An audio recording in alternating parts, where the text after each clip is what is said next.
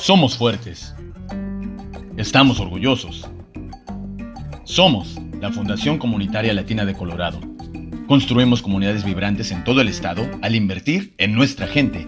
Para el año 2042, 1 de cada 3 habitantes de Colorado será de ascendencia latina. Debemos crear oportunidades para que nuestros niños, familias y ancianos puedan compartir sus historias, se sientan conectados y retribuir en todos los niveles de la sociedad para formar un Colorado inclusivo. Somos su socio de confianza, su embajador del cambio transformativo. Somos familia. Creemos nuestro poder colectivo juntos. Conéctese con nosotros en latinocfc.org. Celebre con nosotros el 13 de octubre del 2022, cuando celebramos el 15 aniversario de la Fundación Comunitaria Latina de Colorado en el Museo de Arte de Denver. Lo esperamos allí.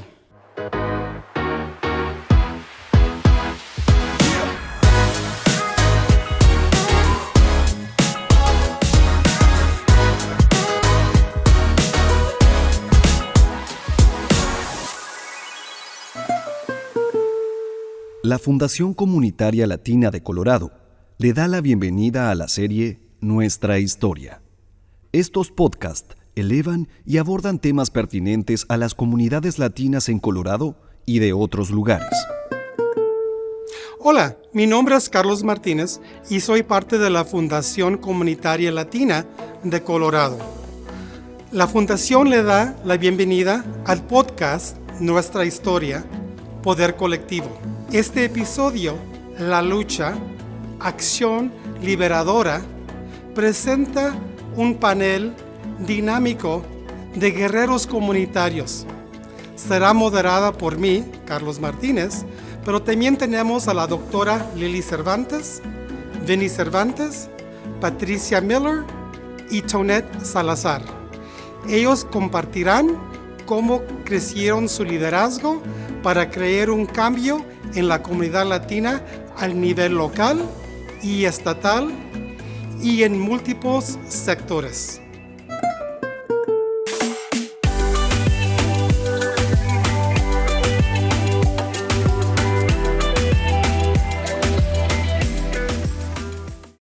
Bienvenidos a nuestra última parte del foro de nuestra historia. El día de hoy estoy honrado de ser el moderador para la lucha, acción liberada, para poder facilitar nuestra conversación con 4 líderes increíbles a través de Colorado, para hablar acerca de cómo ellos han elevado su liderazgo para crear cambio transformativo en sus áreas y su campo y su comunidad. Así que el día de hoy tenemos con nosotros, y les presentaré brevemente, para que compartan un poco de sus historias. A mi izquierda inmediata está Patricia Miller, directora ejecutiva de Alianza Norco en Fort Collins. Al lado de ella, doctora Lilia Cervantes, quien es doctora de medicina en Denver Health. Y también activista de política en salud. Al lado de ella tenemos a Vinny Cervantes, quien es director ejecutivo de Denver Alliance for Street Health Response, quien compartirá un poco de su historia, de cómo puede traer la salud en las calles. Y por último, tenemos con nosotros a Tonette Salazar, quien es vicepresidenta para Estrategias 360. Hablaremos de su liderazgo en el campo político. Entonces, muchísimas gracias por ser parte de nuestro foro el día de hoy. He estado tan emocionado de esta sesión. Esta mañana, cuando pensaba en esto, yo decía, les hago esta pregunta, aquella, y me perdí y mi lista se hacía más y más larga. Tienen increíbles historias cuales contar, así que el día de hoy será mi trabajo, en verdad, poder lograr que compartan sus historias con nuestra comunidad, para inspirarles, motivarles, para crear esa chispa que todos ustedes tuvieron al elevar su liderazgo. Ahora, la primera pregunta, ya que vamos a pasar mucho tiempo aquí hablando del trabajo que han hecho, vamos a regresar en el tiempo un poco. ¿Nos podrían contar un poco acerca de cómo fue al crecer? ¿Qué tipo de niños eran y cuándo comenzaron a formular sus pensamientos de la justicia social? Tonette, comenzaremos contigo. Bueno, Yo creo que no será sorpresa para alguien. Yo no siempre estaba segura, pero estaba segura en mi confianza. Y ahora me sirve mucho al avanzar. Ahora no tanto cuando era pequeña, pero yo he aprendido las lecciones de la paciencia y que hay maneras para conectarte con la gente que funcionan mejor. Tus palabras importan y me importan a mí. Esas son las lecciones que yo aprendí y eran lecciones difíciles, cuales entender al crecer. Gracias. Lilia, sí. Bueno, yo nací en Denver. Yo crecí en el condado de Denver, en Westwood, Valverde. Fui a la primaria Valverde y al crecer yo creo que lo que más formaron mi vida fue qué tan difícil trabajaban mis papás. Mi mamá tenía 2 diferentes empleos, mi papá batalló para hablar inglés, trabajó en su doctorado y una de las cosas que siempre me enseñó es que tú con la educación llega el poder y a través de ese poder puedes comenzar a crear cambios en tu comunidad. Y también me enseñaron mucho acerca del valor, asegurarme de poder estar aquí. Y ahora yo diría que al principio de la vida, al crecer en la pobreza y aprender inglés como mi segundo idioma en mi vecindario, en verdad, formó mi pasión para la equidad y la justicia. Gracias. ¿Vinny? Sí, yo nací en Aurora, Colorado y siempre he estado aquí. Yo crecí en Greenwood Village y Parker y me gusta leer. Jugué mucho hockey también. Pero al entender mis valores y cómo yo interactuaba con los problemas es ver cosas que están incorrectas y darte cuenta que tienes que hacer algo si algo está mal. Y eso llegó completamente en la preparatoria, cuando uno de mis amigos se involucró en un accidente que costó la vida de 3 amigos adicionales. Y esos fueron 6 de personas que nos iban a graduar. Y eso en verdad me habló del sistema de justicia criminal y me presentó todo esto para poder traer estas prácticas de justicia restaurativa. Y cuando cosas terribles sucedan, podemos referirnos a ellas de más con sanación en vez de castigo. Y eso es lo que me trajo al trabajo que estoy haciendo en la actualidad. Patricia, bueno, yo crecí en El Salvador. Así es que probablemente fue una niñez muy diferente. Yo crecí en medio de una guerra. Y no teníamos monitores, aparentemente, en nuestra estación de televisión. Así es que yo veía la devastación y la sangre de mis compatriotas salvadoreños. Y eso fue muy difícil para una niña, pero también vi la resistencia y sentí esa resistencia de la gente que me rodeaba. Y en verdad pude tomar eso para cosas que me sirvieron mucho al emigrar a los Estados Unidos. Éramos muy pobres y batallamos mucho. Así es que al llegar a los Estados Unidos, me enseñó mucho acerca de la diferencia entre 2 diferentes países y cómo vivimos y cómo hacemos que se escuchen nuestras voces. Y la gente de El Salvador, en verdad, han hecho eso durante todas sus vidas y esa resiliencia vive dentro de nosotros.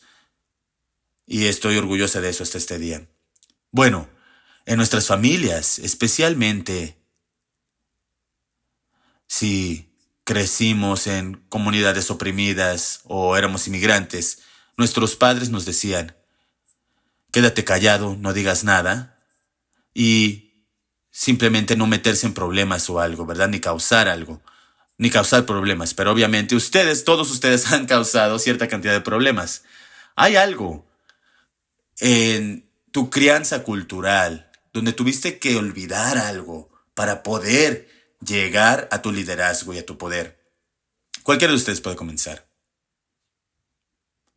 Esa es una pregunta difícil, pero compartiré que al crecer mi familia era muy humilde y muy a menudo nos sentíamos que merecíamos ciertas cosas, como yo he compartido con algunos de mis mentores, de que una vez estábamos en un restaurante y yo quería ketchup y mi mamá me dijo, no pidas eso, no hay que molestar.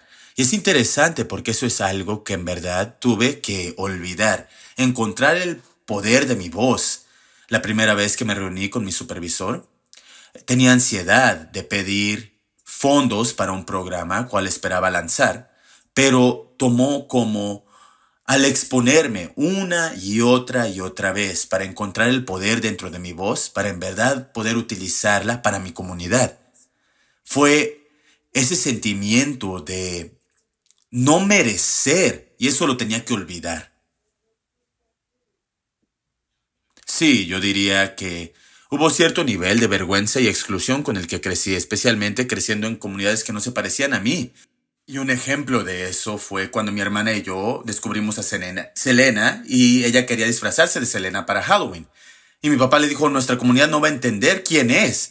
Así que hay mucho más de esa exclusión y vergüenza que sentí que tenía que olvidar, especialmente aquí en Denver, y conectarme con más comunidades latinas, que en verdad me sentía como que pertenecía. Eso fue gran parte de olvidar. Y me encanta tener eso en mi historial. Saben, mencionaste algo que en verdad, con lo que en verdad me conecté, porque yo también experimenté mucho de eso. Fue al exponerte, ¿verdad? Y por lo menos dentro de mi propia historia, yo tenía que traducirle a mis papás todo el tiempo y era como exponerte a muchas cosas en la escuela y en otras áreas. Y yo creo que lo que fue más difícil para mí es que no había ningún modelo ejemplar para mí de cómo exponerte, ¿verdad? Así que alguno de ustedes podría hablar de dónde obtuvieron su energía y su fortaleza de constantemente tener que exponerse.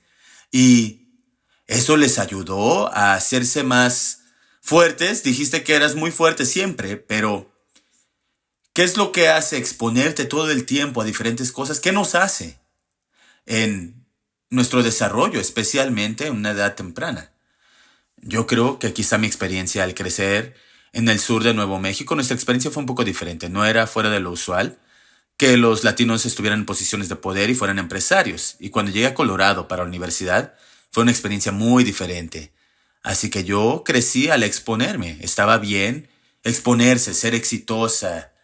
Y cuando llegué a Colorado era muy diferente. La expectativa era de que no se hacía eso. Pero muchos han hablado de ser humildes y no atraer atención a ti mismo. Así es que yo sentí que estaba en un entorno que nunca había experimentado y tuve que aprender de nuevo cómo ajustarme, adaptarme para poder operar dentro de este entorno y ambiente, comparado a cómo me criaron. Yo fui esa niña que interpretaba a mi mamá y eran las facturas de electricidad en las escuelas y después yo lo tenía que hacer porque nadie más lo hacía. Y a los 13 años, yo comencé a trabajar a los 14 también. Así que, por debajo de la mesa, ¿verdad? Y yo sabía que desde el principio, si no hablaba, nadie más iba a hablar. Y eso estaba en contra de ser amable, ¿verdad? Como niña, de lo que me enseñaron en El Salvador, que tienes que ser amable y actuar correctamente. Así es que eso fue exactamente lo opuesto a esas cosas. Entonces, en tu vida, ¿dónde comenzaste a expander tu forma de pensar al ver a las injusticias y decir, ¿podría yo ser alguien quien pueda combatir eso? Yo puedo hacer una diferencia. ¿Cuándo comenzó eso a presentarse? Bueno, yo puedo compartir que la chispa para mí fue siendo doctora y cuidando a la comunidad indocumentada con insuficiencia renal, porque cuando comencé a trabajar en Colorado, los inmigrantes indocumentados no podían recibir el diálisis por insuficiencia renal y yo era muy amiga con una de mis pacientes, Hilda, y tenía 2 niños y ella solamente recibía tratamiento ya cuando estaba a punto de la muerte y debido al amor por sus niños ella dejó el diálisis porque veían a su mamá que casi se moría cada semana y durante ese proceso trabajamos con ella para encontrar una familia adoptiva para sus niños. Ella falleció el Día de las Madres del 2014 y después de fallecer yo sentí tanta ira, tanto enojo con las injusticias y moralmente me impactó como para poder permitir que otros inmigrantes indocumentados con insuficiencia renal continuaran a fallar. Y fue cuando decidí, me voy a exponer y voy a cambiar esto. Y yo intenté la abogacía primero al nivel estatal, pero luego me di cuenta de que podría continuar la investigación para poder avanzar esto al conectarme con otras partes interesadas para crear el cambio. Y para mí, honestamente, fue esa chispa, ese evento central que me hizo darme cuenta, Dios mío, acabo de cambiar esto, ¿qué más sigue? ¿Cómo más puedo referirme a la injusticia? Entonces, déjame entro un poco en más profundidad porque me encanta esa historia, la sentí. Y también cómo es que presentó este alivio también, ¿verdad? Porque tú también estuviste en un viaje de 5 años para cambiar el sistema médico para los individuos indocumentados. Ahora, ¿cómo puedes continuar por 5 años en este curso? Porque muchas veces, a veces, sentimos, bueno, ¿esto cambiará? ¿Alguna vez haré una diferencia? Y continuaste a hacerlo durante 5 años para poder crear el cambio sistémico para la gente. ¿Cómo fue ese viaje de 5 años y cómo pudiste continuar con tu motivación? Bueno, eso es una pregunta difícil porque yo muy a menudo sentía como que no iba a poder cambiar esto. Pero antes de que falleciera Hilda, salimos a cenar y la gente con insuficiencia renal no puede comer nopales porque tiene potasio y otras cosas, pero cuando nos sentamos, ella comió nopales y dijo, esta es mi última cena. Y ella dijo, yo quiero que cambies esto, cámbialo para la otra gente, al igual que yo en este estado. Y yo decidí que desde ese momento tenía el compromiso para luchar y luchar y luchar con investigación, conexiones, para poder resaltar este asunto, conectarme con cualquier persona que estuviera dispuesta a escuchar a la historia de Hilda. Y ha sido tan increíble, porque dentro de eso yo encontré la valentía. Me di cuenta de que no me importaba si perdía mi empleo. No me importaba si la gente me odiaba. De hecho, después de una de las publicaciones en un periódico médico, alguien me contactó para decir, gracias por publicar esto. Me demostraste que tú fuiste una bebé para quedarse aquí y todos ustedes tienen que ser deportados. Y en vez de sentirme molesta, yo dije, Dios mío, estoy aún más enojada y ahora voy a cambiar esto. Así que yo creo que sí han habido ciertos desafíos en el camino. Estoy segura de que muchos de ustedes han experimentado estos, pero alguien puede utilizar esos desafíos para empujarte hacia adelante, para poder crear el cambio y más cambio. Y Hilda fue mi chispa y continuó en ese viaje debido a ella. Bueno, gracias por compartir esa historia. Regresaremos en un poco para aprender más. Vini, tú has hecho trabajo increíble también. Y el ver cómo ese incidente que compartiste con nosotros anteriormente, de cómo eso creó una chispa para crear cambios y cómo tuviste que llegar a la altura para hacer las cosas de una manera diferente. ¿Podrías compartir un poco acerca del trabajo que haces en este programa y cómo simplemente llegaste y qué es lo que te motiva para continuar a hacer ese tipo de trabajo? Y sé que quieres compartir tu historia, así es que no quiero continuar, pero creo que tienes una historia excelente por compartir. Si podrías compartir un poco de eso, de esa chispa que en verdad te ayudó a comenzar el trabajo cual haces.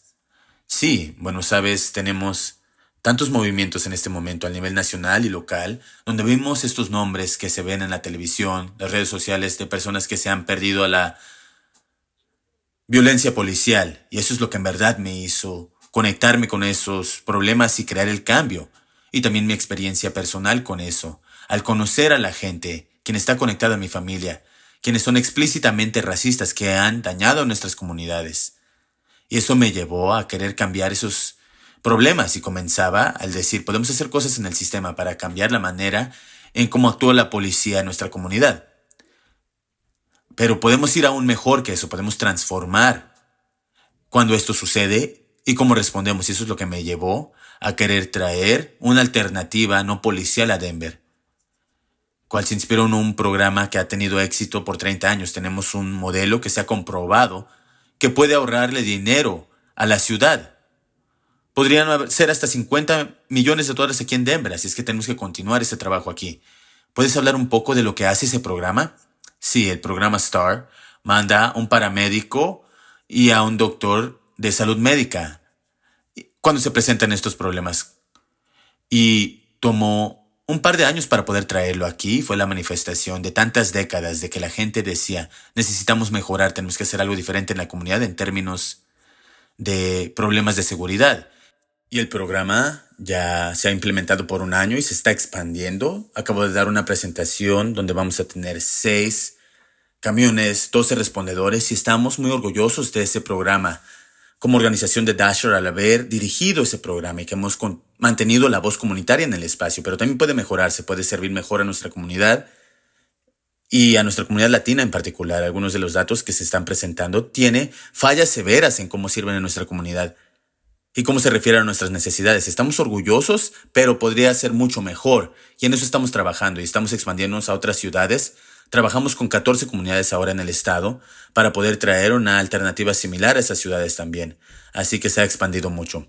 Lo que me gusta de lo que estás haciendo con este programa es cómo en verdad estás involucrando a la comunidad y en verdad asegurándote de que las ciudades no se empoderen de esto y pierdan ese espíritu comunitario cual tú le has presentado a este programa. Así es desafiante poder mantener la involucración en la comunidad y asegurarse de que la comunidad haga que las ciudades se hagan responsables. Sí, es el caso de que usualmente se borran las personas que hacen las demandas iniciales, que experimentan ese daño directo. Si se presentan diferentes sus historias donde crea el cambio que la comunidad no quería. Así que eso sucede tan a menudo. Tenemos a ciudades por todo el país que se contactan con nosotros acerca de este programa. La primera pregunta es, ¿cómo se contactan en sus comunidades? Está bien que se conecten con nosotros, pero ¿con quiénes hablan en sus comunidades, verdad? En Chicago, Nueva York, ¿con quién hablan en su comunidad? Aquí en Colorado, el desafío principal es que primero sí presentar las voces, pero ya cuando tenemos a la gente quien está hablando, que usualmente nos escuchan, vemos que no dejan de hablar. Y vemos a personas que no típicamente logran que se reconozcan sus historias y comparten tanto. Y es lo que hemos aprendido en el estado, es que hay tantas personas que están experimentando el daño y quieren ver algo diferente. Algo que no han visto, no hemos visto a las personas en cómo reconocen sus comunidades. Y eso es lo que conduce el cambio. Qué manera tan hermosa de poder empoderar a la comunidad. Y no solamente empoderarlos, pero crear su propio poder para poder crear ese cambio. Así que gracias. Y regresaremos. Tonet, sabes, al ser parte del panel, yo estaba muy emocionado de hablar contigo acerca de cómo los latinos nos presentamos en el campo político, porque a veces nos falta la confianza en el gobierno y a veces no nos vemos en este mundo político. Esa tenacidad que tú compartiste con nosotros acerca de ti misma, ¿en verdad te llevó al cabildeo en cómo trabajar en campañas para en verdad poder entrar en círculos donde a veces los latinos no entran?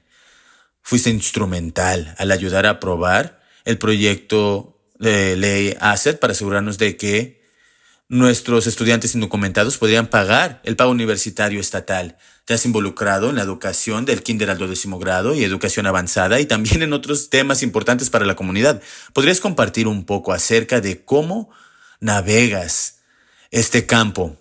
Esta área donde tantos de nosotros somos intimidados por esto, no es algo que nosotros pensamos en poder llegar a ese punto. Sí, bueno, como lo mencioné anteriormente, nadie me dijo que no pertenecía ahí, así que cuando ese sentimiento resaltó, es más de cambiar la definición de esa narrativa, porque ¿quién decidió que no pertenecemos ahí en Colorado? Hay una gran historia, un senador de Colorado, cuando primero se convirtieron en un estado, crearon la constitución en inglés, alemán y francés, así es que la comunidad latina está presente en Colorado desde el principio, así que para que alguien diga que no pertenecemos, es una narrativa que alguien más ha creado.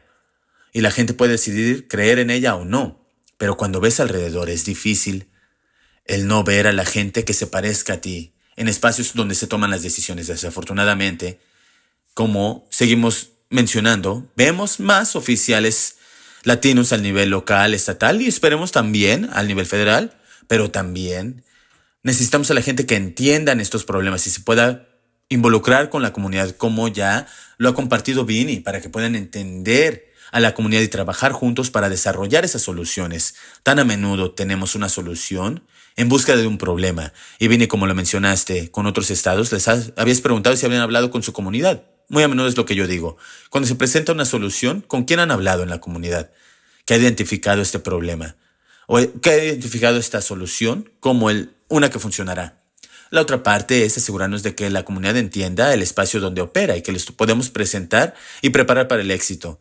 Que puedan entender cómo un proyecto de ley se convierte en una ley, donde pueden usar su voz y participar en el proceso. ¿Qué pueden hacer para poder informar o educar? Y es una combinación de historias individuales en combinación con los datos para poder comprobar y demostrar los problemas. Es una combinación, ¿verdad?, de cambiar la definición de la narrativa y preparar a la gente para involucrarse en esta área, prepararlos con el entendimiento y la educación. Mencionaste la palabra narrativa varias veces en tus comentarios. Yo no puedo imaginar cómo debería de estar bajo esa área dorada para poder navegar abajo de con tantas personalidades, tantos malos entendidos acerca de los latinos, y cómo tú puedes contribuir a crear nuestra narrativa bajo el Capitolio. Bueno, sí regresa a la colaboración con la comunidad, porque es la narrativa de la comunidad y yo sirvo como el puente entre la comunidad y las personas que crean la política. Tienes que llegar a donde esté la gente para poder juntarlos. Hay personas que crean política que quizá no tengan el mismo entendimiento. Hay que educarlos, es traerles historias de la gente de su comunidad, a gente a quienes conocen y personas impactadas. Para los miembros de la comunidad es entender dónde están las personas que crean la política en su viaje, en su mundo y cuál es su historial. Y darle gracia a ambas partes, porque esto es una relación en el proceso y en vez de confrontar, se trata más de cómo podemos ayudarnos para juntarnos a llegar a las soluciones. Gracias. Y por último, Patricia. Yo recuerdo la primera vez que te conocí, creo que fue hace como 3 o 4 años, y eras alguien quien estaba muy involucrada en la tecnología avanzada y de repente dijiste, me voy de todo esto y seré directora ejecutiva, voy a comenzar una pequeña organización inmigrante en Fort Collins. Y recientemente fuiste extremadamente instrumental al aprobar el Fondo de Defensa Legal en Fort Collins, cual estoy segura de que fue mucho trabajo, pero platícanos un poco de tu historia, de dejar el mundo profesional para decir voy a hacer algo. ¿Cuál fue tu chispa para poder hacer ese cambio y hacer el trabajo que ahora haces? Sí, bueno, la manera en cómo lo cuentas se escucha tan fácil y tan lineal, ¿verdad? Pero ninguna historia es lineal. Y mi chispa es de que el trabajo cual hacemos es de vida o muerte. Todo lo que estamos intentando hacer por nuestra comunidad es para que sus vidas sean mejor y para que sus vidas no terminen dentro de la injusticia. Y está basado en este sistema de la supremacía blanca, racismo, colonialismo, por cual vivimos y de los lugares donde vengamos, sin importar de dónde vengamos, ¿verdad? Y yo creo donde yo estaba, en mi posición de tecnología muy cómoda, no significaba nada para mí, ni para mi familia. Yo estaba cumpliendo con la promesa del inmigrante que lo logró, ¿verdad? Que se convirtió en algo, pero para mí no significaba nada. Y eso lanzó todas las cosas que he podido hacer. Y en verdad fue la narrativa de que los inmigrantes son violadores, son violentos, le están robando a nuestras comunidades, donde en mi experiencia éramos exactamente lo opuesto. Le estábamos dando a nuestras comunidades sin pedir nada a cambio. Estábamos empoderando la comunidad y estábamos innovando en maneras que cambiaban el mundo. Y la gente no estaba reconociendo eso. Entonces, eso comenzó esa chispa, ¿verdad? De cómo me puedo involucrar en el cambio, en la abogacía y el trabajo de cliente de uno a uno, cual hacemos. Y ha sido muy difícil, ha sido hermoso también, pero te hace sentir humilde, ¿verdad? Porque después llegas a un foro como esto y dices, ¿qué hago yo aquí, verdad? Y es exactamente eso, escuchar a tu comunidad y ver cómo una historia cambiará lo que voy a hacer, va a ser el combustible, ¿verdad? En la manera en cómo voy a enfocar es a través de los podcasts que escucho, los libros que leo, la gente con quien me rodeo. Y esas son las personas que me inspiran en la coalición donde se puede crear ese cambio para cambiar. Bueno, gracias a todos ustedes por compartir sus chispas, sus historias, que va de acuerdo con esa chispa. Vamos a tomar un descanso, un breve descanso, pero al regresar queremos poder en verdad hablar un poco más acerca de su personalidad, sus características, por qué han pasado personalmente para en verdad elevar su liderazgo. Y también todos a veces sentimos mariposas en el estómago, así es que quiero saber qué tipo de mariposas se sienten en tu estómago cuando estás en situaciones donde dices, oh Dios mío, ¿qué voy a hacer, verdad? Pero hablaremos de eso al regresar. Aquí espérennos. Este podcast fue traído a usted por la Fundación Comunitaria Latina de Colorado. Gracias por acompañarnos en el podcast Nuestra Historia, donde las experiencias vividas por los latinos se transforman en acción. Mil gracias a nuestro panel, la doctora Cervantes, Patricia Miller, Vinny Cervantes y Tonette Salazar. Esta serie fue posible gracias al apoyo de Colorado Housing and Finance Authority, Colorado Health Foundation, Molson Coors y University of Colorado. Créditos de producción a Truce Media Collective, productores y ganadores del Emmy. Para obtener más información sobre el trabajo de la Fundación Comunitaria Latina de Colorado, visítenos en la red en latinocfc.org y ayúdenos a lograr un cambio transformador a través de su apoyo financiero. Síguenos en Facebook, Instagram y Twitter en @latinocfc. Esta es la serie Nuestra Historia de la Fundación Comunitaria Latina de Colorado. A continuación, episodio 8, parte 2, La lucha, acción liberadora. De nuevo, acompáñenos para seguir escuchando las 5 historias de 5 luchadores de la comunidad latina, que continuarán compartiendo cómo cada uno intensificó su liderazgo para crear un cambio en la comunidad latina a nivel local, estatal y en múltiples sectores.